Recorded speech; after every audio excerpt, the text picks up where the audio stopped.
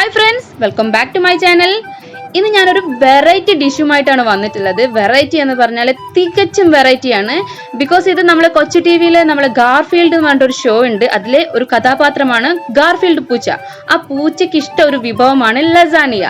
ആ ലസാനിയ വേണമെന്ന് പറഞ്ഞിട്ട് എൻ്റെ മോൾ കുറച്ച് ദിവസമായി എൻ്റെ പിന്നാലെ നടക്കുന്നു. ഇതല്ലെങ്കിൽ പിസ്സ, ഈ രണ്ടുമാണ് അവൾക്ക് വേണ്ടത്. അപ്പോൾ ലസാനിയ ഉണ്ടാക്കാനായിട്ട് നമ്മൾക്ക് ലസാനിയുടെ ഷീറ്റൊക്കെ വാങ്ങേണ്ടതുണ്ട്.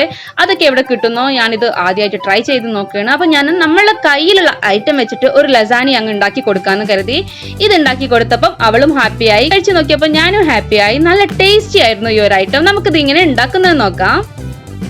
അപ്പൊ നമുക്ക് അതിനായിട്ട് ആദ്യം തന്നെ ഒരു വൈറ്റ് സോസ് തയ്യാറാക്കേണ്ടതുണ്ട്. അതിനായിട്ട് ഞാനൊരു പാന് ചൂടാക്കാൻ വെച്ചിട്ടുണ്ട്. ഇതിലേക്ക് 3 ടേബിൾ സ്പൂണ് ബട്ടറാണ് ഇട്ട് കൊടുക്കുന്നത്.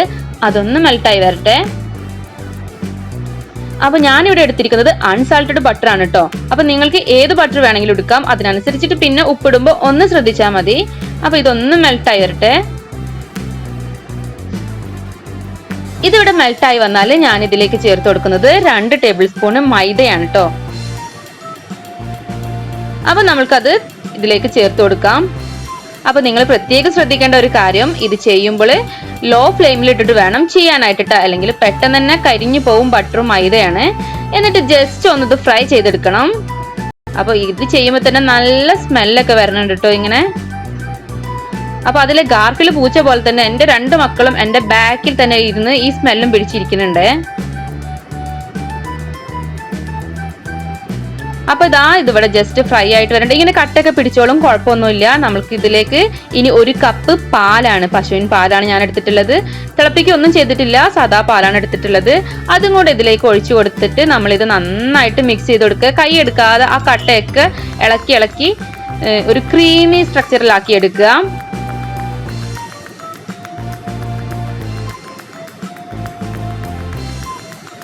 ഇനി ഇതിലേക്ക് ആവശ്യത്തിനുള്ള കുറച്ച് ഉപ്പിട്ട് കൊടുക്കാം. അപ്പൊ ഞാൻ നേരത്തെ പറഞ്ഞല്ലോ, നിങ്ങൾ സാൾട്ടഡ് ബട്ടറാണ് എടുത്തിട്ടുണ്ടെങ്കിൽ അതിനാവശ്യമുള്ള ഉപ്പ് നോക്കിയിട്ട് പിന്നെ ഇട്ട് കൊടുത്താൽ മതി.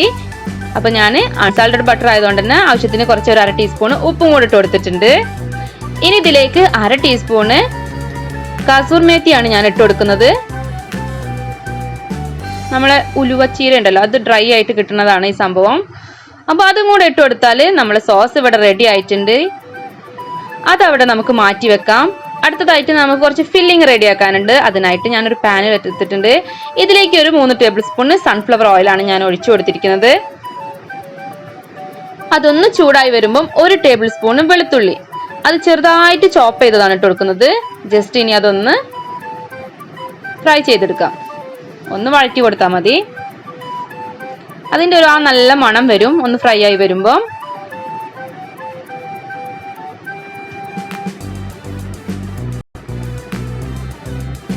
അപ്പൊ ഇതൊന്ന് ഫ്രൈ ആയി വന്നിട്ടുണ്ട്. ഇനി നമുക്ക് ഇതിലേക്ക് ചേർക്കേണ്ടത് 1 സവാള പൊടിയായിട്ട് അരിഞ്ഞിട്ടുള്ളതാണ്. അപ്പൊ ആ സവാള കൂടെ നമുക്ക് ഇതിലേക്ക് ഇട്ട് കൊടുക്കാം.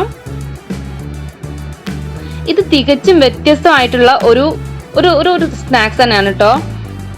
ഇനി ഇതിലേക്ക് 1 തക്കാളി ചെറുതായിട്ട് ചോപ്പ് ചെയ്തതാണ് ഞാൻ ഇട്ട് കൊടുക്കുന്നത്. അതും കൂടെ നമുക്ക് ഇട്ട് കൊടുക്കാം. ഈ മസാലയും തന്നെ നല്ല ഡിഫറെന്റ് ആണ് കേട്ടോ. നല്ല ടേസ്റ്റി ആയിരുന്നു ഈ ഒരു മസാല. അതൊന്ന് ജസ്റ്റ് വഴന്ന് വരുമ്പോൾ ഞാനിതാ ഇവിടെ ചിക്കൻ ഉണ്ടല്ലോ, ഒരു 400 ഗ്രാം ചിക്കൻ ഉണ്ടാവും. ആ ചിക്കൻ ഞാൻ വെറും ഉപ്പും അതുപോലെ കുരുമുളക് പൊടിയാണ് ഇട്ട് കൊടുത്തിരിക്കുന്നത്. അത് രണ്ടും കൂടി ഇട്ട് വേവിച്ചിട്ട് കൈ ഉപയോഗിച്ചിട്ടാണ് ഞാനിത് പിച്ചെടുത്തിട്ടുള്ളത്. അപ്പൊ ഇത് അത്യാവശ്യം കുറച്ചൊരു വലുപ്പമൊക്കെ ഉണ്ടായിക്കോട്ടെ. നമ്മൾ സമൂസ അതൊക്കെ ഉണ്ടാക്കുമ്പോൾ കുറച്ച് ചെറുതായിരിക്കുമല്ലോ, അതിനേക്കാളും കുറച്ചൊന്ന് കടിക്കാൻ പാകത്തിനുള്ള ഒരു വലുപ്പത്തിലാണ് ഞാൻ പിച്ചെടുത്തിട്ടുള്ളത്. അതും കൂടെ നമുക്ക് ഇതിൽ ഇട്ടുകൊടുക്കാം. അപ്പൊ ഇത് അത്യാവശ്യം സ്പൈസി ഒന്നും അല്ലാത്തൊരു ഐറ്റമാണ്, കുട്ടികൾക്ക് കൊടുക്കണ പോലെ തന്നെ. അപ്പൊ നിങ്ങൾക്ക് വേണമെന്നുണ്ടെങ്കിൽ കുറച്ച് സ്പൈസി ആക്കണമെങ്കിൽ കുറച്ചും കൂടെ ഒക്കെ കുരുമുളക് ഇട്ട് കൊടുക്കാം കേട്ടോ. ഇനി ഞാൻ ഇതിലേക്ക് 1 ടേബിൾ സ്പൂണ് കാശ്മീരി ചില്ലിയാണ് ഇട്ട് കൊടുക്കുന്നത്. നിങ്ങൾ സാധാ മുളക് പൊടിയാണെങ്കിൽ ഒരു 1/2 ടീസ്പൂൺ ഒക്കെ ഇട്ട് കൊടുത്താൽ മതി.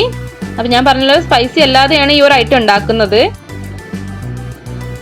എന്നിട്ട് ഇതെല്ലാം കൂടെ ജസ്റ്റ് നന്നായിട്ടൊന്ന് വഴറ്റിയെടുക്കാം. ഇനി ഞാൻ ഇതിലേക്ക് 2 ടൊമാറ്റോ പ്യൂരിയാണ് ചേർത്തെടുക്കുന്നത്. അപ്പൊ ഈ ടൊമാറ്റോ പ്യൂരി ഉണ്ടാക്കുന്നത് എങ്ങനെയാണെന്ന് അറിയോ?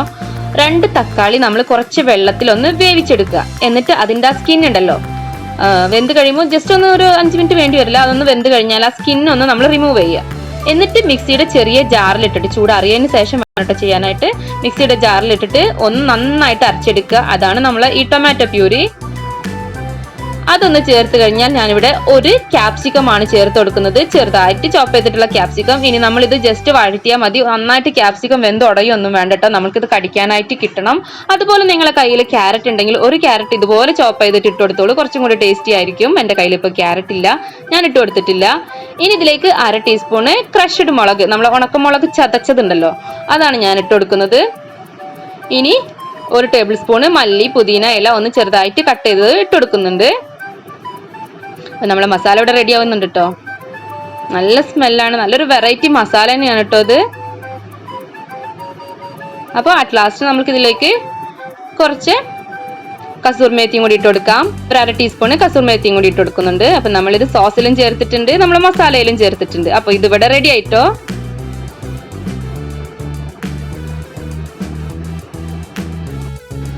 ഇനി നമ്മൾക്കിത് സെറ്റ് ചെയ്യാനായിട്ട് തുടങ്ങാം. അപ്പൊ ഞാനിവിടെ പറഞ്ഞല്ലോ, നമ്മളിത് ലസാനിയുടെ ഷീറ്റ് ഒന്നും ഇല്ലാതെയാണ് ഉണ്ടാക്കുന്നത്, നമ്മൾ കയ്യിലുള്ള ഐറ്റം വെച്ചിട്ട്. അപ്പൊ ഞാനിവിടെ ബ്രെഡാണ് എടുത്തിരിക്കുന്നത്. ബ്രെഡ് നല്ല അരിക്കൊക്കെ കളഞ്ഞ് നല്ല സുന്ദര കുട്ടപ്പനാക്കി എടുത്തിട്ടുണ്ട്. അപ്പൊ ഇതിന്റെ എത്രയൊന്നും ഞാൻ പറയുന്നില്ല, നമ്മൾ ഏത് പാത്രമാണ് എടുക്കുന്നത് അതിനനുസരിച്ചിട്ട് നമുക്ക് ബ്രെഡ് എടുക്കേണ്ടി വരും. ഞാനിവിടെ ഒരു 8 ഇഞ്ചിന്റെ പാൻ, നമ്മളെ കേക്ക് ബേക്ക് ചെയ്യുന്ന പാനാണ് എടുത്തിട്ടുള്ളത്. അത് ഞാൻ ബട്ടറൊക്കെ തേച്ച് ബട്ടർ പേപ്പറൊക്കെ വിരിച്ച് വെച്ചിട്ടുണ്ട്. നിങ്ങളെ കയ്യിൽ ഇനി ഇതില്ല എങ്കിൽ നിങ്ങളെ കയ്യിൽ വീട്ടിലുള്ള ഏതെങ്കിലും ഒരു പാത്രത്തിൽ നിങ്ങൾക്കിത് ചെയ്യാം. കാരണം ഞാൻ ഇത് ഓവണിലല്ല കേട്ടോ കാണിക്കുന്നത്, സ്റ്റൗ ടോപ്പിൽ വെച്ചിട്ടാണ് ചെയ്യുന്നത്.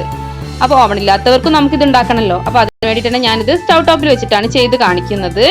ഇനി ഞാൻ നമ്മളെ വൈറ്റ് സോസ് ഇതിലേക്ക് കുറച്ച് സ്പ്രെഡ് ചെയ്ത് കൊടുക്കുന്നുണ്ട്, എല്ലാ ഭാഗത്തേക്കും ഒന്ന് സ്പ്രെഡ് ചെയ്ത് കൊടുക്കാം.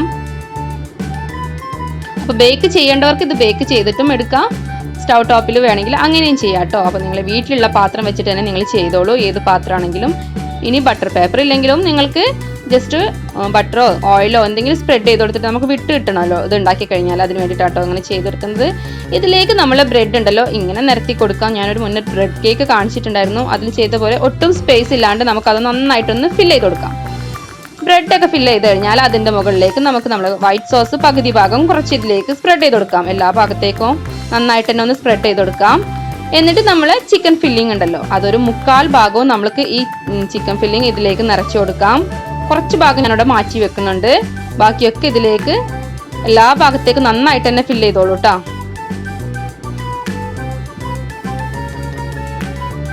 എന്നിട്ട് നല്ല പ്രസ് ചെയ്ത് കൊടുക്കാം, എല്ലാ ഭാഗത്തേക്കും ഒരേ ഈക്വൽ ആയിട്ട് തന്നെ ചെയ്ത് കൊടുക്കാം.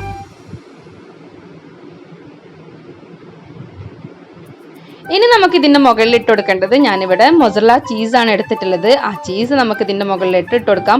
ഇതിന്റെ അളവൊന്നും ഞാൻ പ്രത്യേകിച്ച് പറയുന്നില്ല, എത്രത്തോളം ഉണ്ടോ അത്രത്തോളം ഇട്ടാൽ നല്ല ടേസ്റ്റ് ആയിരിക്കും കേട്ടോ. നമ്മളെ നിവിൻ പോളി പറഞ്ഞ പോലെ ഇതിന്റെ ബേക്ക് ചെയ്ത് വരുമ്പോൾ ഒരു സ്മെല്ലുണ്ടല്ലോ, പിന്നെ ചുറ്റുള്ളതൊന്നും കാണാൻ പറ്റില്ല എന്ന് പറഞ്ഞ പോലെ തന്നെയാണ്. അപ്പോൾ എത്രത്തോളം ചീസ് നിങ്ങളെ കയ്യിലുണ്ടോ അത് നിങ്ങൾ ഇട്ട് കൊടുത്തോളൂ. എന്നിട്ട് വീണ്ടും നമുക്ക് ആദ്യം ചെയ്ത പോലെ തന്നെ അതിന്റെ മുകളിൽ നമ്മൾ ബ്രെഡ് വെച്ചിട്ട് വീണ്ടും ഫില്ല് ചെയ്യാം. എന്നിട്ട് നമ്മൾ ബാക്കിയുള്ള വൈറ്റ് സോസ് ഇനി മുഴുവനായിട്ട് തന്നെ നമുക്ക് ഇതിന്റെ മുകളിലോട്ട് സ്പ്രെഡ് ചെയ്ത് കൊടുക്കാം.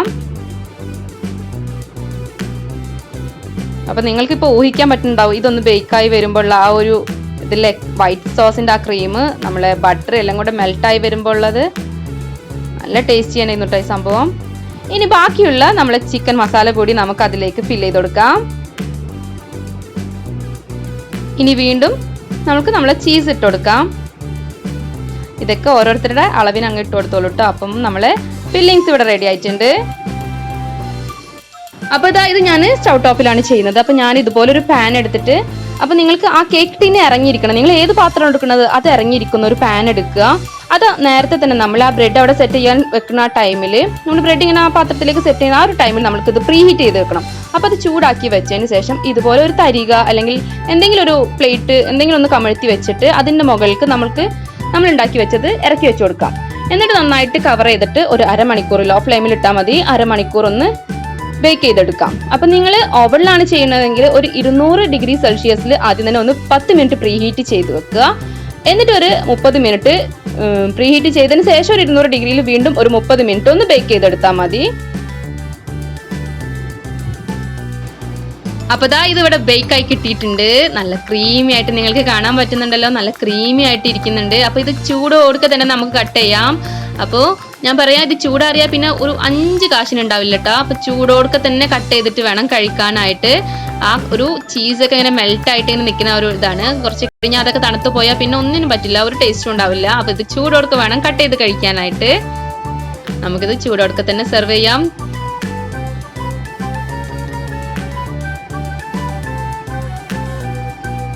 അപ്പൊ ഇതിന്റെ സ്മെല്ല് പിടിച്ച് മക്കൾ അവിടെ തന്നെ നിപ്പുണ്ട് കേട്ടോ. ഇതാ ഇതിവിടെ കട്ട് ചെയ്തെടുത്തിട്ടുണ്ട്. അപ്പൊ നിങ്ങൾ ഇതൊന്ന് തീർച്ചയായിട്ടും ഒന്ന് ട്രൈ ചെയ്തേക്കേണ്ട ഒരു ഐറ്റം തന്നെയാണ്. നിങ്ങൾക്ക് തീർച്ചയായിട്ടും ഇഷ്ടപ്പെടുമെന്ന് ഞാൻ ഉറപ്പ് തരികയാണ്. മക്കൾക്കെല്ലാം നമ്മൾക്കും ഇഷ്ടാവിട്ട ചീസും ഇതൊക്കെ കഴിച്ചു നോക്കാം, നല്ല ടേസ്റ്റി ആയിട്ടുള്ളതാണ്. അപ്പൊ ഈ ഒരു ഐറ്റം നിങ്ങൾക്ക് ഇഷ്ടപ്പെടുമെന്ന് ഞാൻ കരുതുന്നു. ഇഷ്ടപ്പെട്ടാൽ തീർച്ചയായിട്ടും നിങ്ങൾ നിങ്ങളുടെ ഫ്രണ്ട്സ് ആൻഡ് ഫാമിലിക്ക് വേണ്ടി ഷെയർ ചെയ്ത് കൊടുത്തിട്ട് വേണം ഒന്ന് കാണാനായിട്ട്. അതുപോലെ ഇതുവരെ സബ്സ്ക്രൈബ് ചെയ്യാതെ ആരെങ്കിലും എൻ്റെ ചാനൽ കാണുന്നുണ്ടെങ്കിൽ ഒന്ന് സബ്സ്ക്രൈബ് ചെയ്തിട്ട് സപ്പോർട്ട് ചെയ്യണം. കൂടെ കാണുന്ന ബെല്ലൈക്കണിൽ ഓൾ എന്ന ഓപ്ഷനിൽ വേണം ക്ലിക്ക് ചെയ്യാനായിട്ട്. അപ്പോഴാണ് ഞാൻ വീഡിയോസ് ഒക്കെ അപ്ലോഡ് ചെയ്യുമ്പോൾ നിങ്ങളുടെ ഫോണിൽ നോട്ടിഫിക്കേഷൻ കിട്ടുള്ളൂ. മറ്റൊരു കിടിലൻ റെസിപ്പിയുമായി കാണുന്നത് വരേക്കും ബൈ ബൈ.